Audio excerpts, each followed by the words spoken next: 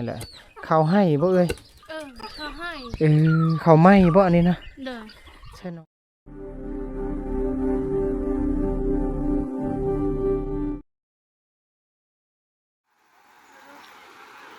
ตอนนี้มาฮอดครัวไม้พี่น้องครัวไม้สถานที่เพิ่นคามอันนี้คันบ้านน้ำขึ้นนี่เพิ่นจะไปทางนี้ได้ในเส้นทางอันนี้นะ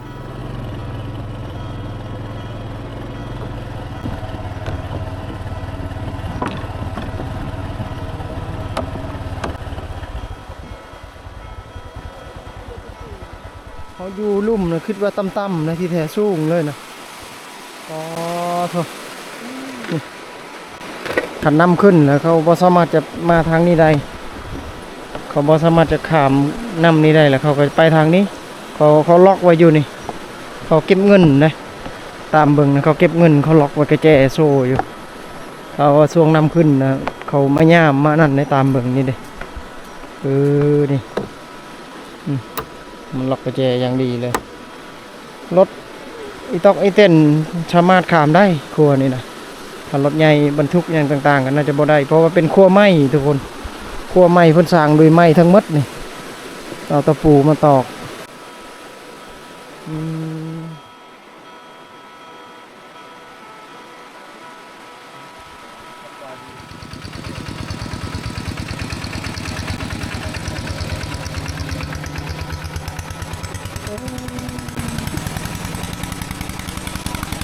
น้ำก็ลึกเติบแล้วน่ะเลยโอ้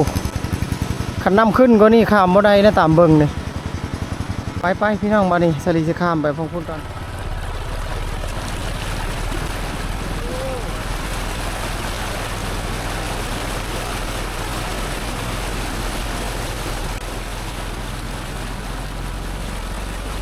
ข้ามก่อนนี่มีรถอีตอกอีเต้นเพิ่นมาน้ำนี่รู้สึกว่าลึกนะสลีข้ามไปเมื่อกี้ขันขึ้นอีกน้อยนึงเนี่ยน่าจะข้ามยากลดหน่อยนี่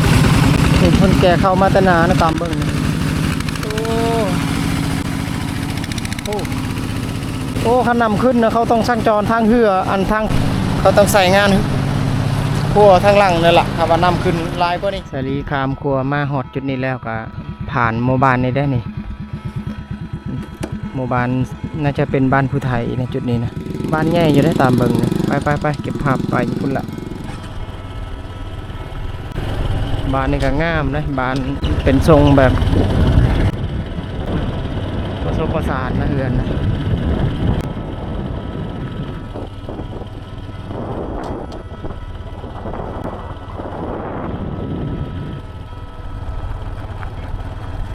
เดี๋ยวสิเข้าไปนึงหมู่บ้านนะ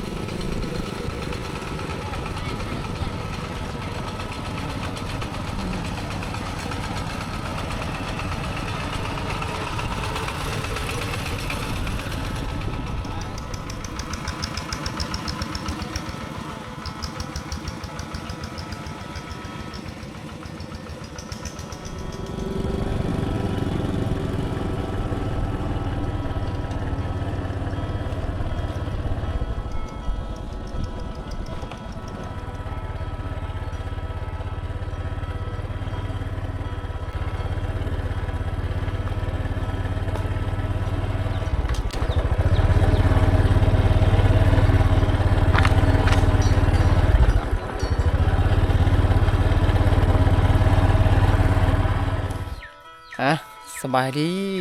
ยดีFC สบายดีท่านผู้ชมตอนนี้สลีมาอยู่ในหมู่บ้านแห่งหนึ่งในจุดนี้เลยหมู่บ้านที่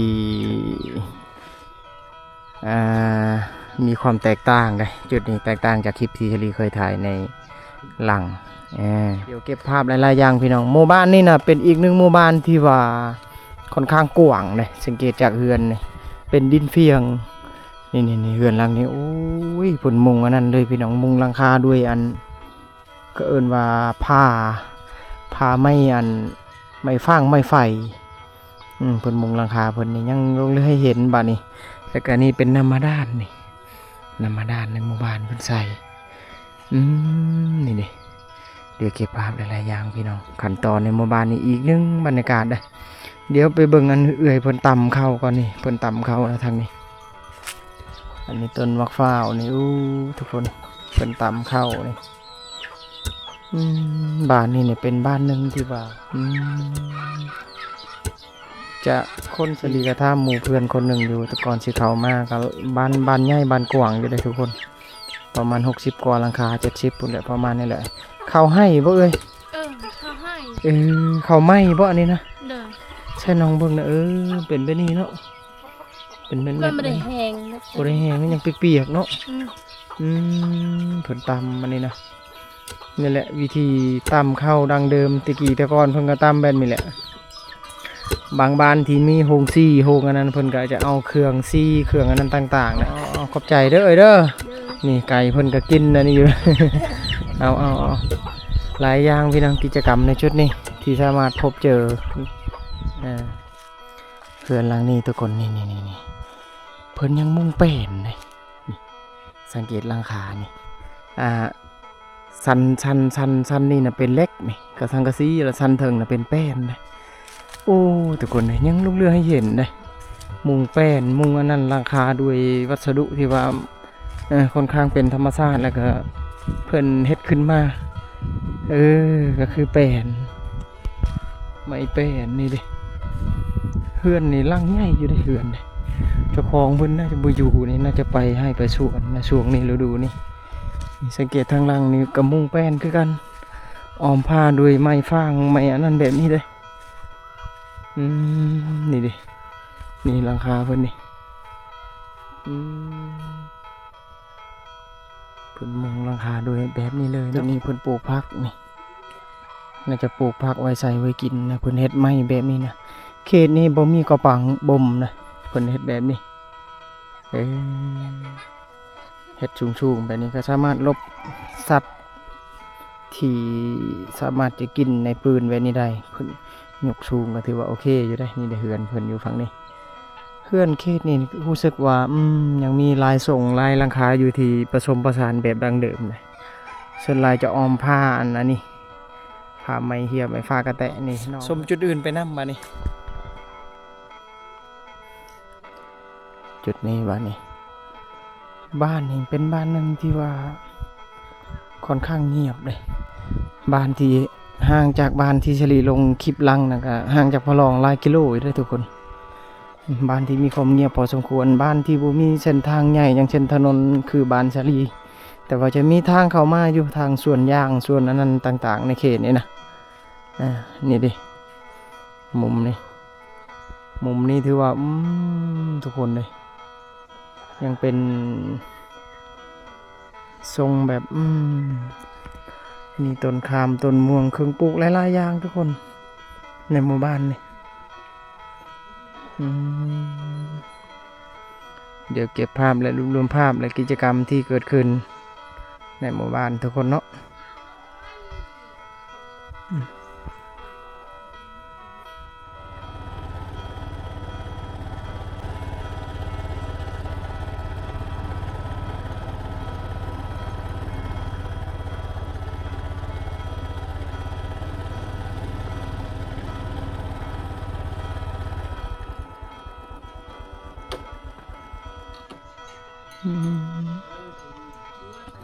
โอ้ทุกคนนี่มุมนี่เป็นมุมใจกลางหมู่บ้านเลยนะสลียูนี่ใจกลางหมู่บ้านเลยทุกคนนี่นี่ดิเฮือนหลังนี่อันนี้เฮือนใหญ่นี่เป็นเฮือนนอนอาศัยอยู่และเฮือนครัวนี่จะเป็นเพิ่นมุงอันหลังคาด้วยอันไม้ฟางคือกันนี่มุงหลังคาโดยวัสดุไม้แบบนั้นโอ้พี่น้องเลยเขตนี่ขนาดที่มุมอื่นๆกับผู้ทางนะเดี๋ยวมาเบิ่งทางนี้ก่อนทางนี้ก็อีกหลังนึงนะเพิ่นมุงหลังคานี่โดยแป้นนี่โอ้รู้สึกว่าลายหลังอยู่เด้ที่มีหลังคาแป้นดังเดิมแบบนี้นะนี่อันนี้ก็แม่นหมดนี่แล้วก็ผ้าเฮือนเพิ่นนี่เป็นแป้นอยู่แต่ว่าหลังคาก็แป้นโอ้ทุกคนเลยเฮือนนี่ทรงแบบทรงตะกี้แต่ก่อนนะ อืมนี่หลังใหญ่อยู่เด้อพี่น้องเนาะหลังใหญ่อยู่แต่ว่ามันอันนั้นอยู่พี่น้องโอ้โอ้โอ้โอ้สวยงามสวยงามพี่น้องบัดนี้อืม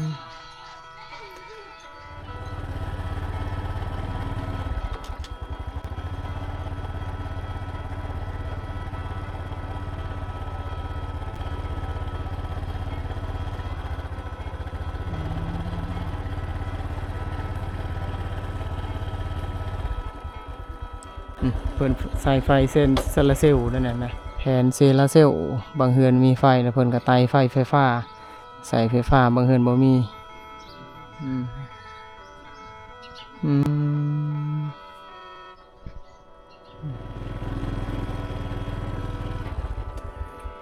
อันนี้บ่อนเพิ่นปลูกผักอันนี้ก็สามารถ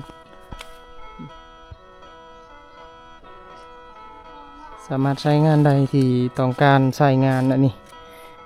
เพิ่นเฮ็ดหัวส่วนออมอันนี้นะเพิ่นปลูกยาสูบได้ตัวนี้เลยยาสูบยาเส้นนี่แหละต้นยาสูบที่เขาปลูกชาวบ้านจะนิยมปลูกต้นแบบนี้ที่เขาสูบขึ้นมาเองเลยเขาจะซอยแล้วก็เขาก็จะตากแห้งขั้นตอนต่อไปเขาเอิ้นไว้ยาสูบยาสูบพื้นบ้านของชาวบ้านทุกคนเลยหลายต้นอยู่ในเพิ่นปลูกในหัวสวนในเขตบริเวณเฮือนบ้านเพิ่นได้ในกลางบ้านเลยอืม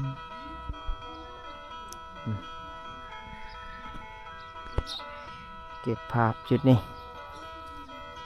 สวยงามอยู่ในเฮือนผสมผสานคือลังนี่กับลังแป้นอย่างดีเลยเครื่องปลูกนี่หลายนะต้นม่วงต้นข้ามมีเพิ่นเฮ็ดบอนปลูกผักในสเกตนี่ทุกคนเพิ่นเฮ็ดบอนสูงๆเลยก็สามารถใช้งานได้อยู่นี่สูงเลยบอนเพิ่นเฮ็ดนี่โอ้ทุกคนหมู่บ้านนะอยู่ฝั่งนี้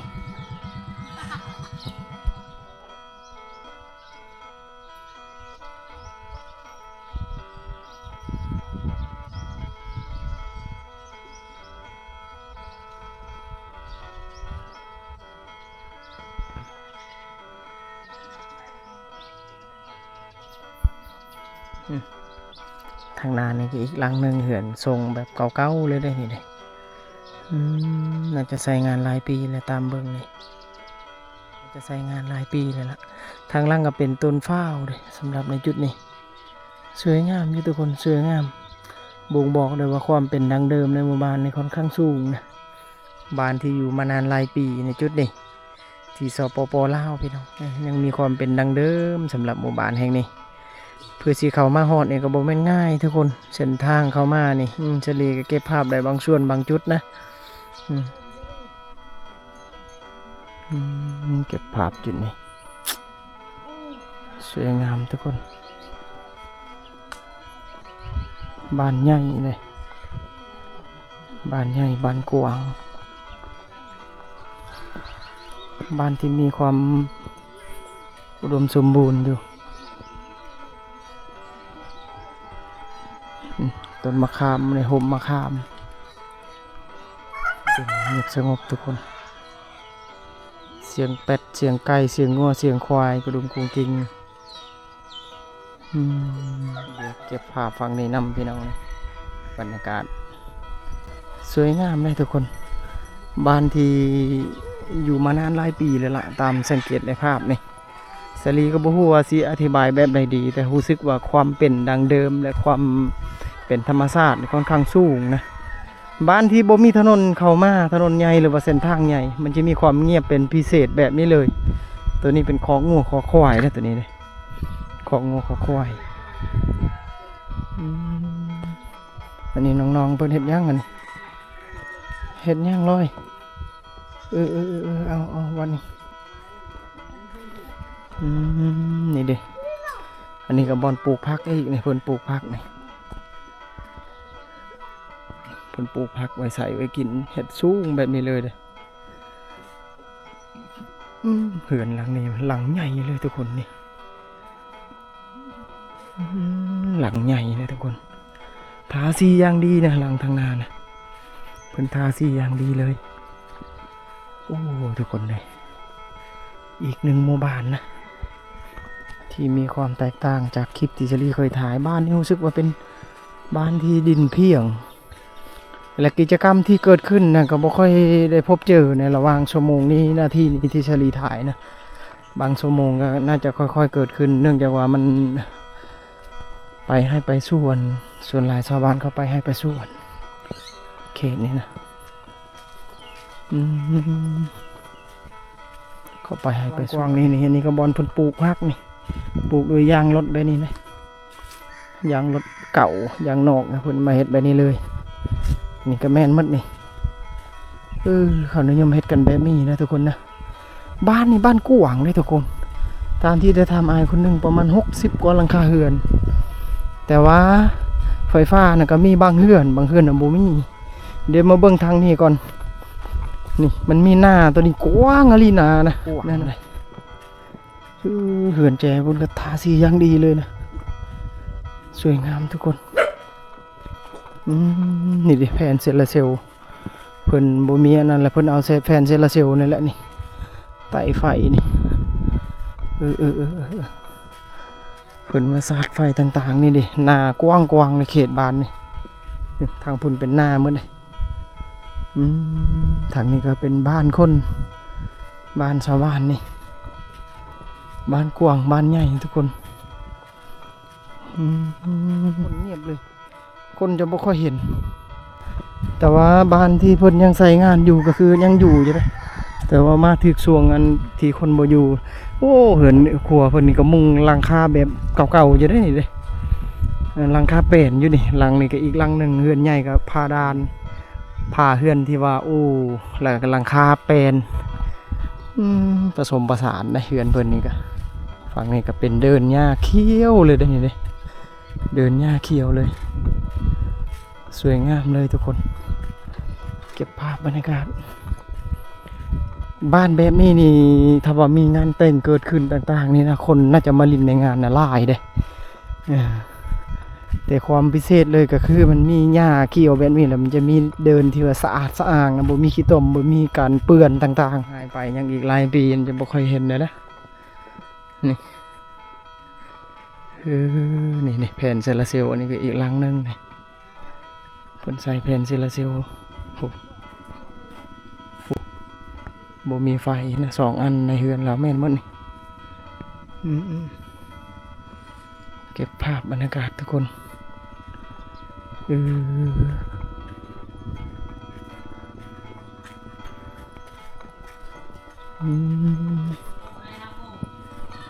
สวยงามเลยทุกคนเฮือนหลังนี้ก็ปูพื้นอย่างดีเลยปูน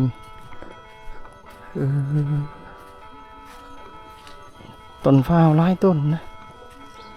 บ้านนี้มีต้นฟ้าวต้นนั้นอยู่โอ้มีห้องน้ำพร้อมได้นี่เลยบ้านนี้มีห้องน้ำบางเรือนมีห้องน้ำทุกคนเลยเดี๋ยวพยายามรวบรวมภาพพี่น้องออกจากบ้านนี้แล้วมาต่อในชุดอื่นๆคลิปต่อไปนะรอรุ่นพี่น้องนี่ได้กระปังบ่มนี่ก็มีคือกันของผู้ใดเนาะเจ้าของบ้านนี่นี่ได้มีคือกันได้กระปังบ่มนี่ส่วนลายบ่ค่อยเห็นอันนี้นะ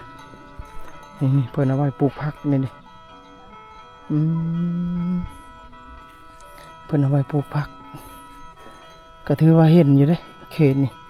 แถวบ้านเก่งค่ะแม่แถวเขตเซบางเฮียงนะสลีเคยทายเมืองเซโปนนะมีหลายอันนี้นะแต่ว่าอันนี้มีอันเดียวนะที่สลีเจอในจุดนี้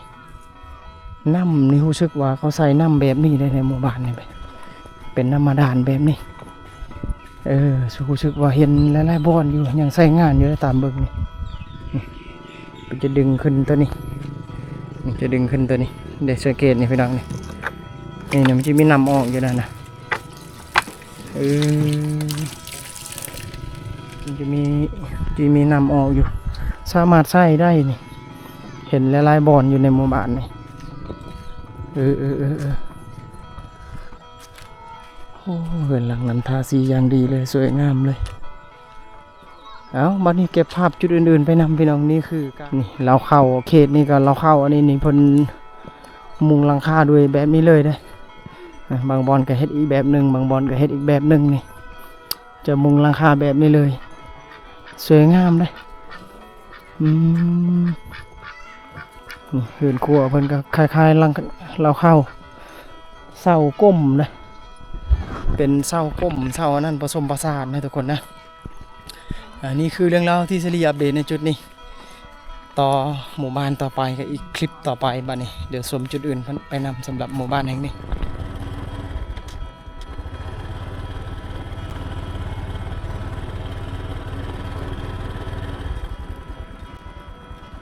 โอ้ทุกคนเลย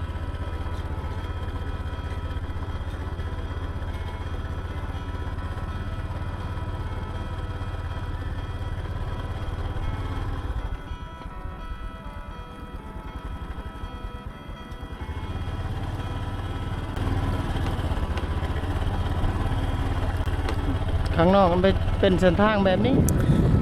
บัดทีนี้สลีเอาประมาณนี้ก่อนคลิปนี้พี่น้องไว้เจอกันใหม่โอกาสหน้าคลิปต่อไปนะคลิปนี้อยู่ที่บ้านนาหลวงเดี๋ยวสิเข้าไปอีกหนึ่งหมู่บ้านข้างหน้าเข้าไปอีกหนึ่งหมู่บ้านข้างหน้าและคลิปต่อไปบัดนี้พวกทีมงานเบาลัดเพิ่นไปบัดนี้